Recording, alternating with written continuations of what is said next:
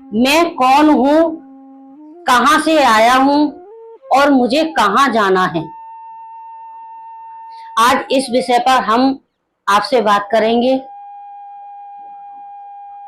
हमें अपने बारे में जानना है कि हम कौन हैं और कहां से आए हैं। हमारा असली अंशी और बंशी कौन है। क्योंकि बाबा तुलसीदास जी ने रामचरितमानस में लिखा है, ईश्वर अंश जीव अविनाशी, चेतन अमल सहज सुख राशि। जीव कौन है? ईश्वर का अंश है।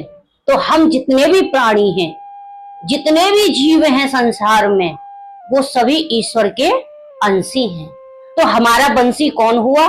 परमपिता परमात्मा, वो प्रभु जिसने पूरी सृष्टि को बनाया, जिसने पूरे संसार को बनाया, जिसने हमारी हर सुख सुविधाएं उत्पन्न की।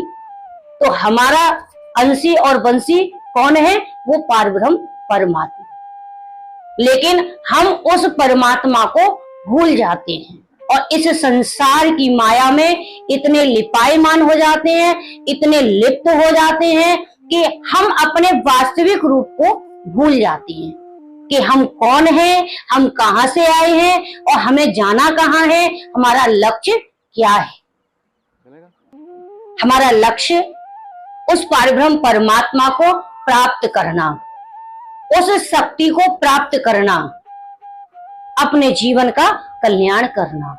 संसार के विषय और भोगों में हमारा समय यूं ही व्यतीत होता चला जा रहा है। घर बनाना, मकान बनाना, बड़ी बड़ी इमारतें बनाना, गाड़ी खरीदना, संसार के सारे रिश्ते नाते, इन सब में हम अपने को बिल्कुल भूल बैठे हैं और हमने वास्तविकता, सत्यता बस यही समझ ली है कि यही संसार सत्य है। लेकिन संसार कभी सत्य नहीं हो सकता।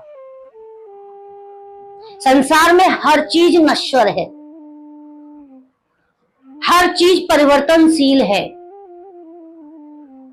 हमारा जीवन, हमारा ये शरीर, ये भी परिवर्तनशील है। इसकी भी बाल्यावस्था होती है, युवावस्था होती है और फिर अंत में वृद्धावस्था होती है। और एक दिन आता है कि इस संसार को हर जीव को छोड़कर जाना होता है। हर चीज परिवर्तनशील है और जिसका कोई परिवर्तन नहीं है वो केवल एक सत्य है और सत्य है ईश्वर। ईश्वर परिवर्तनशील नहीं है। सृष्टि है तो ईश्वर है, सृष्टि नहीं है तो भी ईश्वर है, और सृष्टि पुनः दोबारा स्थापित होगी तो भी ईश्वर है। तो ईश्वर का ना तो आदि है और ना कोई अंत है। क्योंकि जब संसार में महाप्रलय होती है तो इस संसार में कुछ भी शेष नहीं रहता। केवल उस समय भी एक ही शक्ति रहती है और वो है सत्य, वो है ईश्वर। क्योंकि ईश्वर ही सत्य है जो तीनों गुणों से रहित है। इसलिए हमें ये जानना होगा कि इस संसार में, इस दुनिया में हम क्यों आए, किस लिए आए और हमें करना क्या है। हम अपने जीवन के कल्याण करने के लिए इस संसार में आए। 84 लाख योनियों में भटक रहे थे।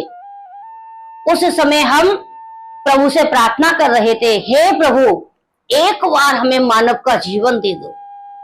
हम आपसे वायदा करते हैं कर हम आपका नाम कभी नहीं भूलेंगे, आपका स्मरण करना कभी नहीं भूलेंगे और हम मानव जीवन के महत्व को समझते हुए पूरे संसार का कल्याण करेंगे। लेकिन प्रभु से वायदा किया और उस वायदे को आकर इस पृथ्वी पर आते ही हम सब भूल गए और हमें केवल यही याद रह गया कि ये मेरा घर है, ये मेरा मकान है, ये मेरी गाड़ी है, ये मेरे संबंधी हैं और ये जो कुछ भी है वो सब मेरा ये परिवार है। यानी कि हर मनुष्य को ये लगता है कि मुझे इस दुनिया से कभी जाना ही नहीं है। लेकिन कभी हमने ये नहीं सोचा कि इस दुनिया से जब हम जाएंगे तो हम अपने साथ में क्या लेके जाएंगे, जो हम प्रभु से वायदा करके आए हैं, प्रभु को जाकर हम क्या बोलेंगे, क्या प्रभु से जाकर कहेंगे, उन सारे वचनों को हम भूल गए। इसलिए आप अपने आप को पहचानो, अपने लक्ष्य को पहचानो। आप इस दुनिया में जिस कार्य के लिए आए हैं उस कार्य को करो। हरि नाम कीर्तन, हरि नाम चर्चा, उस सत्य का स्मरण, बस यही हमारा लक्ष्य है। हम अपना कल्याण करें और अपने साथ में पूरे विश्व का कल्याण करें।